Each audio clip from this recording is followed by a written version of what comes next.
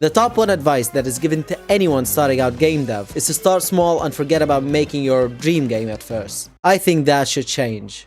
I already know that this would mess with my YouTube algorithm of my videos even more, but I feel I really need to talk about this. While this video is centered around game development, it applies to nearly any creative endeavor. Still, a bit of context for you, just in case. In the game dev area of YouTube, this idea of developers having dream games is extremely prevalent. I would honestly say it's probably the term most used in the titles of these videos. That term refers to the one game that lives in each of our heads which we would love to be made. And since that on its own is a strong motivator for many to start getting into game development in the first place, then it is also most likely the game which we would love to make. Think ambitious projects, games with multiple interweaving systems, mixing ideas and genres in a game that quote-unquote has never been done before, open worlds, newly invented mechanics, shattering the standards of the industry, breaking world record sales, and oh so much more. Yet starting out by making your dream game right away is a guaranteed way to kill your motivation and to hinder your learning experience, either by it taking way too long, or working on scattered concepts and aspects that don't come together well, or just facing disappointment quite quickly, and most importantly of all, never actually releasing the project, which is the thing that would teach you the most. So I was thinking, we definitely want to avoid that, and that is very popular advice for beginners anyway. But also, instead of going the other end, still chasing your dream game as the end goal, but continuously postponing it by making other games that seem like just fodder to you, just steps necessary to reach your destination. This being the alternative usually offered by advice from beginner guides and similar videos. Instead of both of those, why don't we, and yes, we, because I struggle with this a lot too, transition our mindset so that each and every game we make is a dream game? Why can't we constantly be making dream games? Let me try to elaborate. Yes, the origins of where the idea of a dream game comes from naturally doesn't encourage it being plural, being multiple dream games, because it is akin to a magnum opus. And while yeah, you can technically have more than one, I am arguing that it's not about their number. It's about making it so that each game we work on is a dream game of its own, that we would work only on dream games. And that, almost by necessity, requires us to change the definition of a dream game and our perception of it. See, the idea of a dream game is actually great on paper. It is a very strong motivator for people and a strong creative force that can be utilized well, which is why I argue against giving advice for people to give up their dream game or postpone it for later. We want to preserve that spark for them. Not only that though, they also sometimes contain pretty nice ideas actually, ones that actually love to play and experience. Thus they shouldn't be dismissed outright even if the making of them seems nearly impossible. And there's the problem. The definition and description of a dream game does not take into account the limitations of actually realizing it, the process from its conception to its release, nor does it recognize how it would be placed within the industry, the similar games already released, how they performed or their closely related existing mechanics. I believe that here lies the key to this dilemma. Why should dream games just consider how many mechanics and systems and genres and worlds and themes they can fit within them? How they need to bid higher and higher on a budget that is only theoretical and realistically none of us have. What we should advocate and strive for are realistic dream games, ones that consider your current capabilities, the identity of the game itself, along with everything else. You know what I really view as genius? It's an idea so well done, yet almost so simple. When you conceive an idea for a game that combines the aspects of a dream game, whether being new and innovative, or something not yet existing, or a new combination, or just something you want to create, yet it's still being within your limitations, to make it so that the game works and succeeds despite them.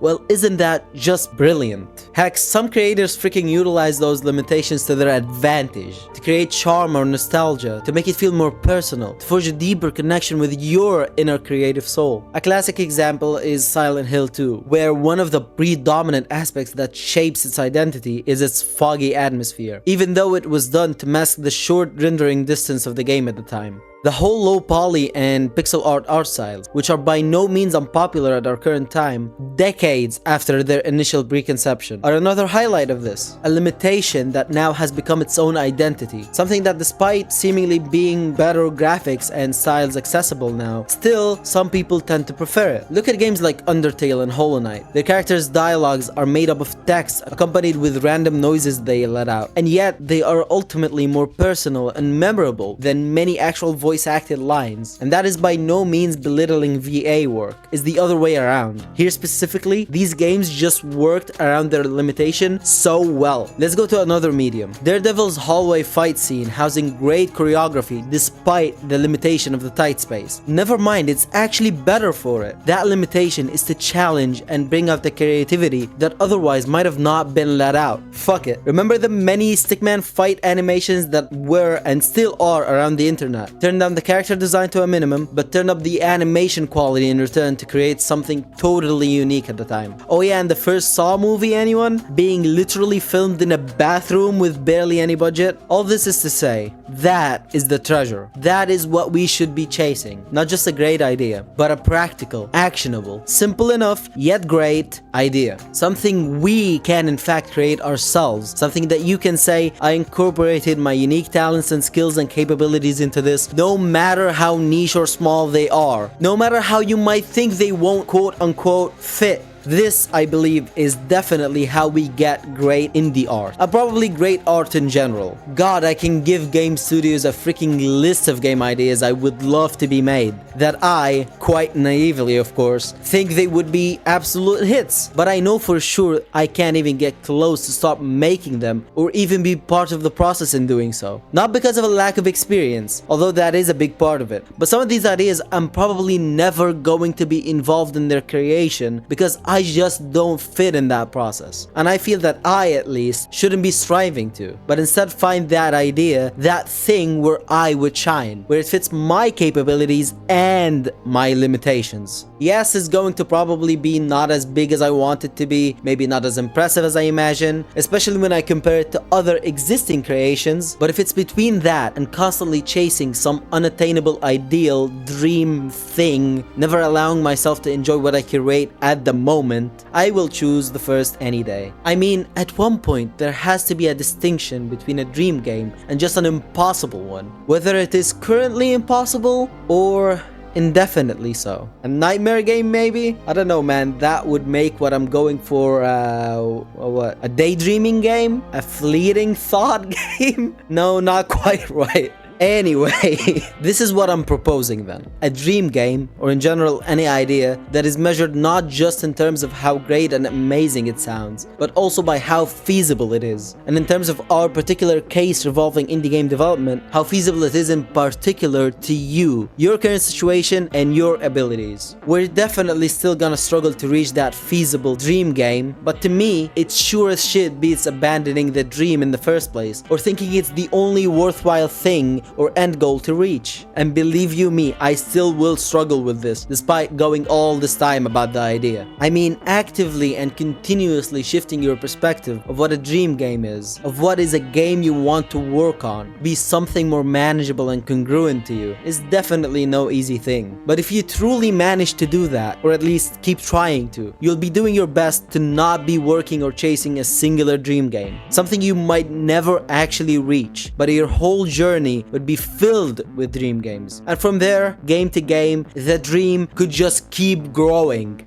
And sure, you could argue that this might still cause the same problem with people starting out, which, by the way, kinda includes me, because they don't know how to gauge feasibility in the first place. They don't understand their strengths and haven't fully developed their capabilities well enough yet. But I would argue as a counter that that skill should be encouraged to be honed, to be considered, and to be kept in mind as something they have to be better at, just as much as the process of developing or generally creating itself. It's funny actually, this is how businesses work, and especially involving any process that, let's call it, less creative, because I believe nearly everything can involve creativity. Feasibility studies, budget constraints, market analysis, risk assessment, minimum viable products or MVPs, and so much more that it probably is affecting the process of creation negatively in some way. But the important part is that it is part of the process. Now make that lean more creatively and on a smaller scale, and suddenly we seemingly forget any of that exists anymore. I guess we're forever cursed to figure out a middle ground,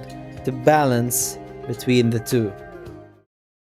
I follow many game dev YouTube creators. Aramis, Bite Me Games, Thomas Brush, Thomas Stewart, Jonas Tyroller, Brainless, Jack Sathers now, Sasquatch B, Inbound Shovel, Code Monkey, Murray, Juniper Dev, Adam C. Eunice. I could keep going and going and going and going. I've learned from these people. I've followed the journeys of most of them. I definitely watch or listen to their content much more than I actually work on development itself. And most of them have discussed and talked about ideas such as this video many times. What I have said is mostly shaped by them actually, and I felt I needed to mention that. I'm not going over something wholly original or groundbreaking. I just framed it for myself, and hopefully for you now, in a different way than the ordinary use of the term dream game, which is used way too often, especially in how it is just so ingrained and rigid and persistent now. Like it's an ever-looming presence that will never change and never leave. But I want us to challenge and change that presence, as I believe there's something better to come out of it than just to abandon the idea of a dream game or keep it the way it is. And lastly, I am by no means saying that this is the definitive solution, as no one really knows what objectively works, and different things work for different people. I just felt this idea specifically would be nice to share and thus allow ourselves to consider it when we view the way we make games, in the case it ever helps anyone.